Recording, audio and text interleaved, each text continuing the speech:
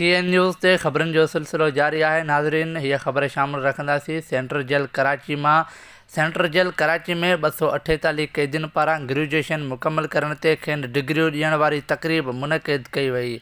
तक़रीब में सूबाई वज़ीर अली हसन ज़रदारी महिमान ख़ासि तौरु शिरकत कई, जॾहिं त मुनक़िद कयल तक़रीब में जेल खाते जे अमलदारनि पिणु वॾे अंग में शिरकत कई।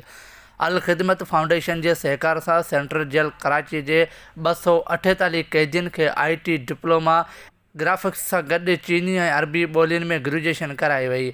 कैदियुनि में ग्रेजुएशन डिग्रियूं विरहाइण वारी तक़रीब में महिमान ख़ासि तौरु शिरकत कंदड़ जेल खाते जे सूबाई वज़ीर अली हसन ज़रदारी कैदियुनि में सर्टिफिकेट विरहाइण खां पोइ मुनक़िद कयल तक़रीब खे ख़िताब कंदे चयो त PP चेयरमैन बिलावल भुट्टो ज़रदारी ऐं सदर पाकिस्तान आसिफ अली ज़रदारी जी ख़ासि हिदायतुनि ते सिंध जे जेलनि अंदरि नवां ऐं जदीद सुधारा आंदा पिया वञनि।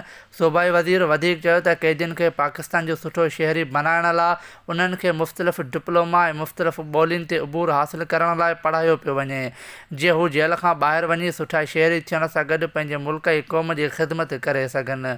जेल खाते जे सूबाई वज़ीर अली हसन ज़रदारी वधीक चयो त पीपल्स पार्टी जी उहा कोशिशि आहे त माण्हुनि मां जेल जो रिवायती तासुरु ख़तमु करे उहो साबित कयो वञे त सिंध जा जेल इस्लाह घर आहिनि जितां कैदी घणो कुझु सिखी ऐं पढ़ी ॿाहिरि निकिरनि था।